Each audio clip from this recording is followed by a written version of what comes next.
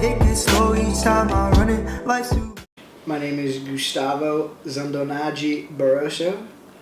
Okay. You weren't expecting that. No, I wasn't. Yeah. So, who are you and what do you do? So I'm an artist and designer. Right now I'm exploring a lot of different mediums. I paint in acrylic. I like to make furniture and sculptures as well. Okay. So, what do you most enjoy doing? Truthfully, it's like I think of my art practice almost like investors think of all of the different businesses they invest in. Mm-hmm.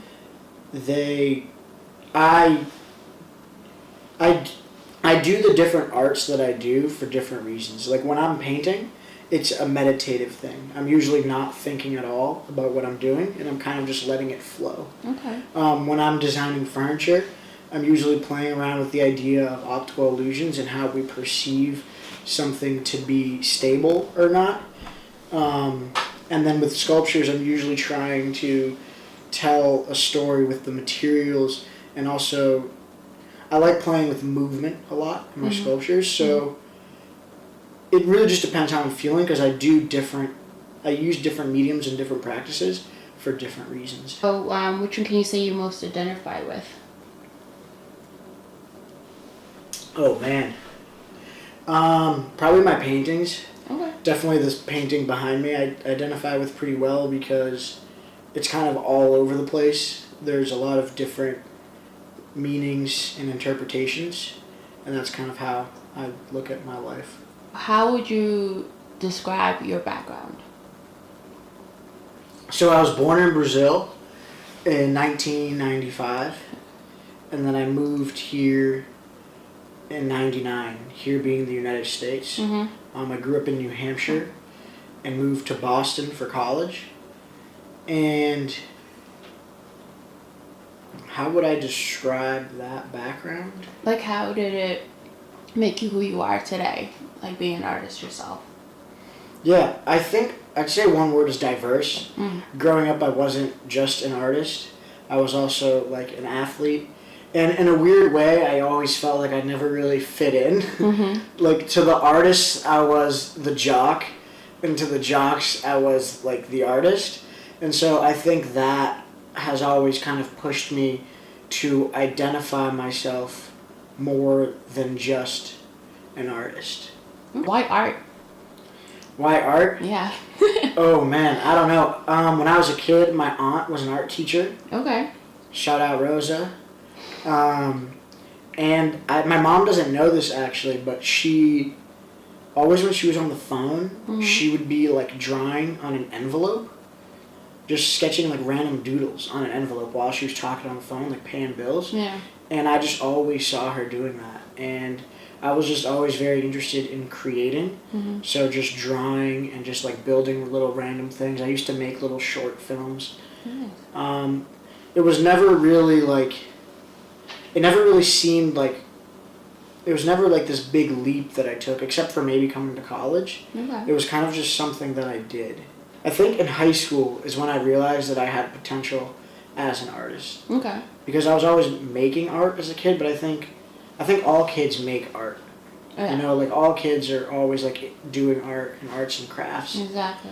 And then in high school I realized that I really enjoyed it, and I think I started to believe that there was potential for me to do it forever. I know I was with you a couple weeks ago when you did that live painting. But tell me a little bit about that, because I know that's branching off into a different aspect as a creative.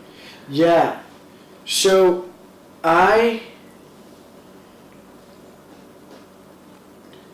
actually had it written on a piece of paper I was showing you earlier, Bigger Than Myself. Mm-hmm. So Bigger Than Myself is something that I think as an artist, or not even as an artist, as human beings, like our lives are bigger than us.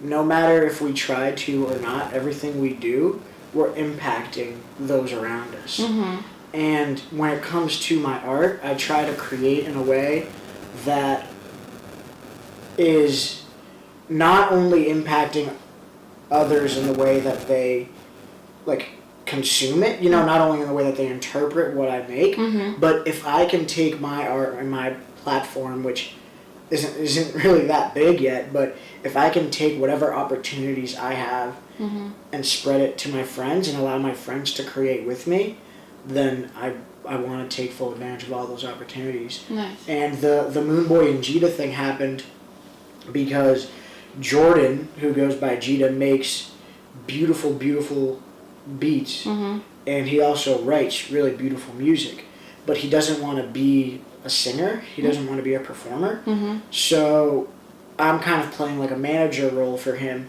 and helping him connect with other artists so that he can get his art out in the world. Okay. And I met MoonBoi when I was in New York at a KidSuper show that I was actually helping put on. I built the stage, and I just met him, and I listened to his music, and I liked it. Yeah.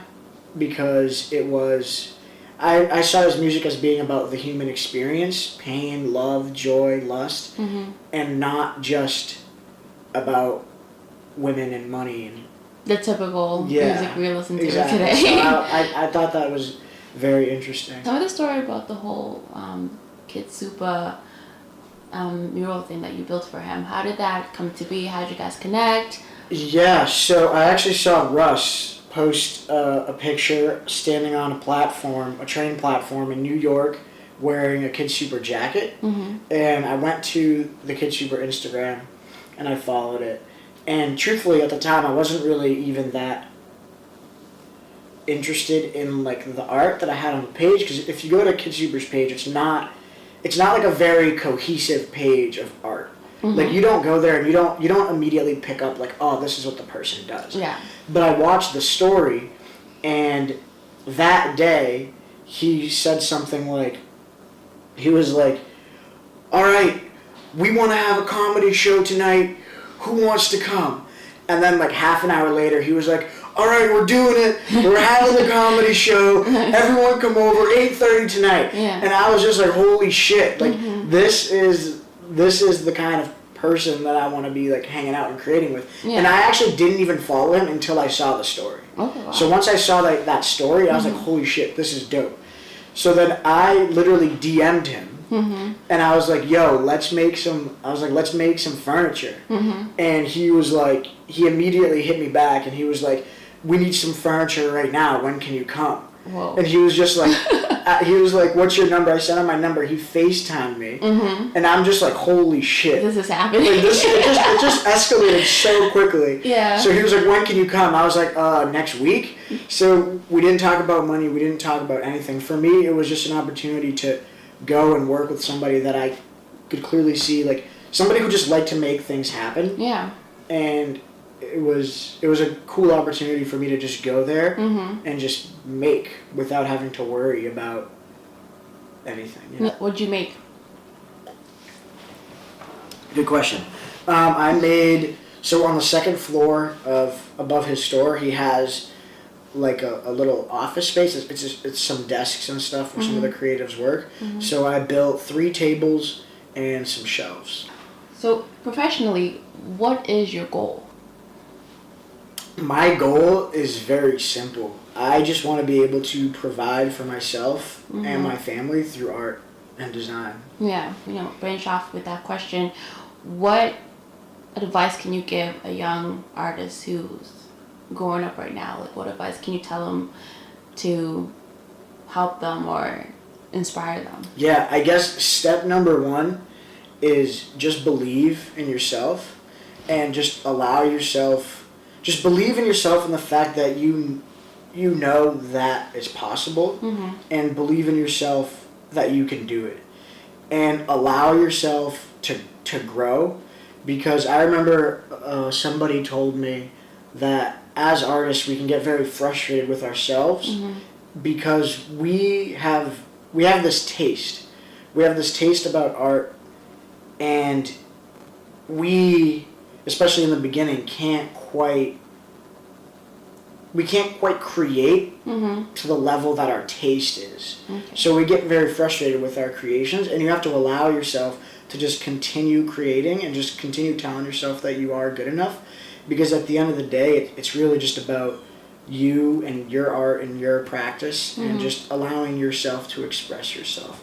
Truthfully, I definitely still feel like I'm still finding my voice in art. Like I don't really have a style or a medium or anything that's really mine, you know, so I'm still very much in the space of exploring.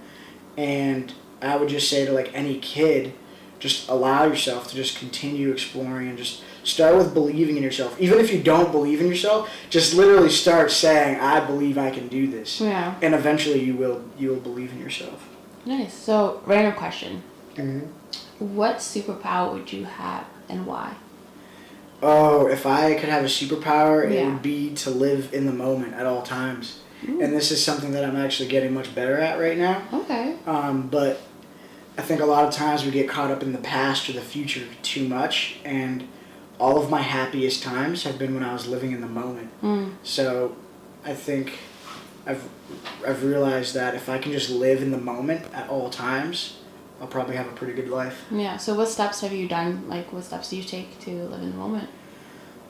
Well, what triggered this was I read a book called The Power of Now. Okay. And essentially, it's just whenever I'm not living in the moment, I just realize that I'm not living in the moment, and I just bring myself back to almost a meditative state of asking myself, where am I? What am I seeing? I'll literally take a deep breath and ask, like, what am I smelling right now? Like, allowing myself to just take in all of the senses of where I am. And it sounds cheesy, it sounds corny, but it's like our society right now is riddled with people with anxiety. I've suffered from anxiety for a long time, a couple years. And just living in the moment, I think, helps so much. Enjoying everything. Yeah. So, last question. What food, what music, what place inspires you? Wow.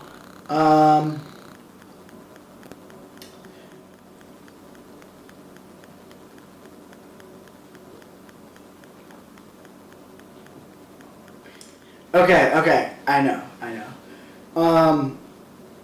I mean, honestly, it's like a lot of different artists inspire me for different reasons. One of my favorite quotes is by the artist Chuck Close. He says motivation is for amateurs, and that was really inspiring to me because it's like motivation. Like, what is motivation? Motivation comes and goes. Like, you can be motivated to do something, and then as soon as you start doing it, lose motivation.